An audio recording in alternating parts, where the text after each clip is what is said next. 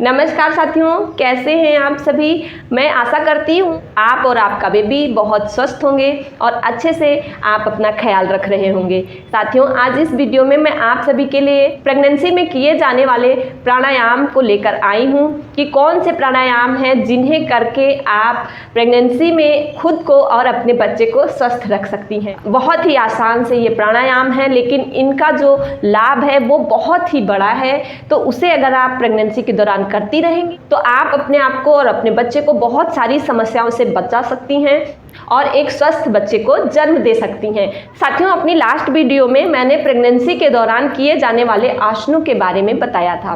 अब आज इस वीडियो में हम बात करेंगे प्राणायाम की, तो आप उस वीडियो को जरूर देखिए और आसनों का अभ्यास करिए और अपनी प्रेगनेंसी को खुशहाल बनाइए। तो चलिए बढ़ते हैं प्राणायाम की तरफ। साथियों, प्राणायाम करने के लिए आप जिस भी पोजीशन में, जिस भी आसन में, जिस भी तरह आप कंफर्टेबल हो उसी तरह बैठ जाइए। अगर आप सुखासन में बैठना चाहें, आलथी पालथी मार के बैठना चाहें तो आप उस तरह बैठ जाइए। अगर आप इस तरह पैरों को करके बैठना चाहें तो आप इस तरह बैठ जाइए।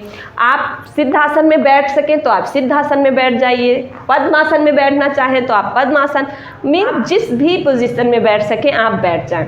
या फिर नहीं आप बैठ सकते इस तरह, आप बिस्तर में भी आराम से बैठ के कर सकते हैं। बस ध्यान रहे जहाँ पर भी आप प्राणायाम का अभ्यास करें वहाँ पर हवा आती रहे। एकदम बंद कमरे में प्राणायाम करने का कोई भी लाभ हमें नहीं मिल पाता है साथियों, क्योंकि प्राणायाम जो है हमारे शरीर के अंदर ज़्यादा से ज़्यादा ऑक्सीजन को पहुंचाता है और जब हमारे शरीर में ऑक्सीजन की मात्रा पर्याप्त होती है तो हमारे अंदर ब्लड सर्कुलेशन अच्छा रहता है और हीमोग्लोबिन की जो कमी है वो नहीं होती है।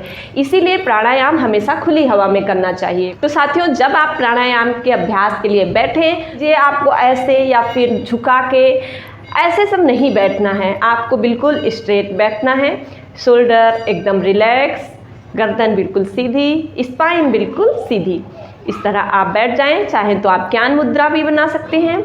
इस तरह आप अपनी थाई पे रख लें अपने हाथों को ज्ञान मुद्रा में और फिर यहाँ पर गहरी लंबी सांस, डीप ब्रीदिंग करेंगे। कोशिश करिए कि जितनी देर में आप सांस भरती हैं उतनी ही देर में आप सांस को बाहर छोड़ें। धीरे धीरे इस तरह आप डीप ब्रीदिंग करें।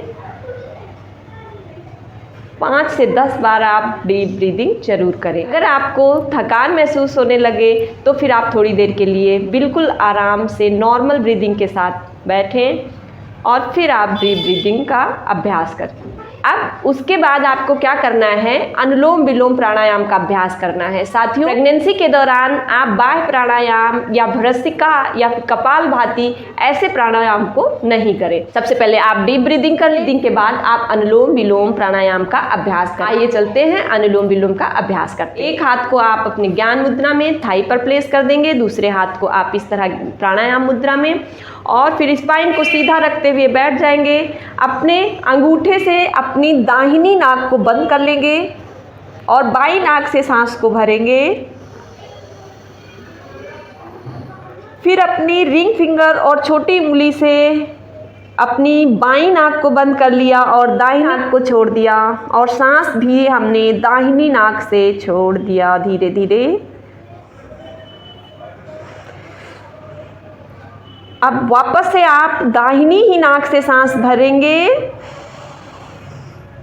और दाहिनी नाक को अपने अंगूठे से बंद कर लिए और बाई नाक से आपने फिंगर हटा दिया और बाई नाक से आपने सांस को धीरे धीरे छोड़ दिया। इस तरह साथियों एक चक्र पूरा होता है और जब एक चक्र आपका पूरा हो जाए तो आप लगातार इसी का अभ्यास आप करते रहें। आप 5 से 10 मिनट और 10 से 15 मिनट, आपको दिन में अगर 2 से 3 बार भी टाइम मिलता है तो आप इसका अभ्यास 5 मिनट जरूर करें। अनुलोम विलोम एक ऐसा प्राणायाम है साथियों जिसको आप राजा कह सकते हैं, या यूँ कहें कि अगर कोई आसन या कोई भी प्राणायाम करने में आप एबल नहीं हैं तो अगर आप सिर्फ और सिर्फ अनुलोम विलोम प्राणायाम का अभ्यास कर रहे हैं तो भी आप खुद को बहुत सारी समस्याओं से बचा सकते हैं। अनुलोम विलोम प्राणायाम के बारे में डिटेल से जानने के लिए आप चैनल पर विजिट कर लीजिए या फिर डिस्क्रिप्शन में लिंक दी गई, आप जाकर अनुलोम विलोम प्राणायाम को जरूर देखिएगा।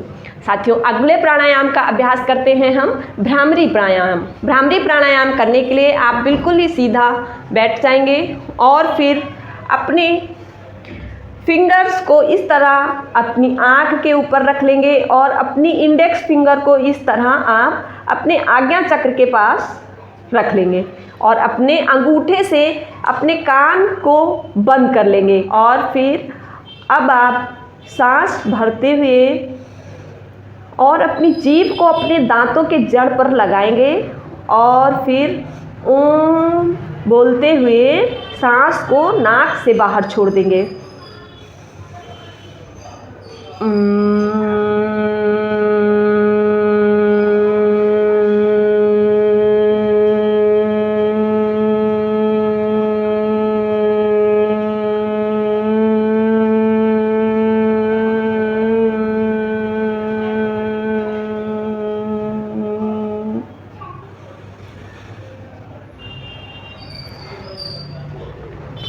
इस तरह आप भ्रामरी प्राणायाम का अभ्यास प्रतिदिन 5 बार जरूर करें। इससे आपको जो स्ट्रेस है, जो एंजाइटी हो रही है या फिर आपका जो मन घबरा रहा है, ये सब समस्याएं नहीं होंगी। बहुत ही आप खुश रहेंगे, बहुत ही स्ट्रेस फ्री रहेंगे। तो चलिए अगला अभ्यास हम करते हैं ओंकार का। ओंकार का अभ्यास जरूर करें साथियों, इससे आपका जो तन है, मन है, वो सब स्वस्थ रहेगा और मन का स्वस्थ रहना साथियों बहुत ही ज़रूरी है। चलिए ओंकार नाद करेंगे और ओंकार नाद करते हुए हम जो है अपना मन अपने आज्ञा चक्र पे लगाएं और फिर अपनी सांसों को महसूस करें और ये महसूस करें कि ब्रह्मांड की जितनी पॉजिटिव एनर्जी है वो हमारे अंदर आ रही है और हमारे अंदर जितनी भी नकारात्मकता है वो बाहर की तरफ जा रही है। बस पूरा ब्रह्मांड ओंकारमय है। महसूस करें कि आपके चारों तरफ, हर तरफ, पूरे ब्रह्मांड में बस ओंकार नाद है। चलिए गहरी लंबी सांस भरेंगे, उसके बाद ओम करके हम सांस को बाहर छोड़ेंगे नाक से।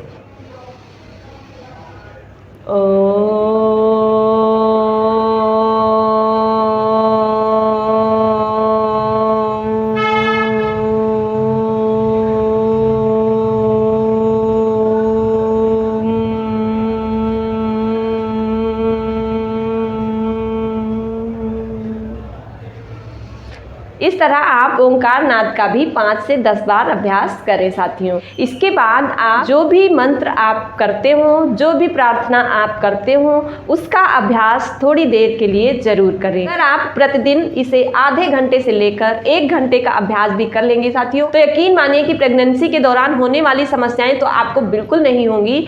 उसके साथ साथ आप और आपका बच्चा बिल्कुल स्वस्थ होंगे, क्योंकि साथियों जो आप इस वक्त कर रही हैं प्रेगनेंसी के दौरान, वो सारे संस्कार आपके बच्चे के अंदर जा रहे हैं। कहीं ना कहीं वो उसके अंतःकरण में बस जाएंगे और आगे जाकर यही संस्कार उसे एक अच्छा नागरिक बनने के लिए सपोर्ट करेंगे। तो ख्याल रखिए अपना और करते रहिए इसी तरह आप योग का अभ्यास, आसनों का अभ्यास, प्राणायाम का अभ्यास। तो साथियों बहुत सारी शुभकामनाएं आपको। हमको आज्ञा दीजिए, हम आएंगे जल्दी से एक नई वीडियो के साथ। तब तक के लिए नमस्कार।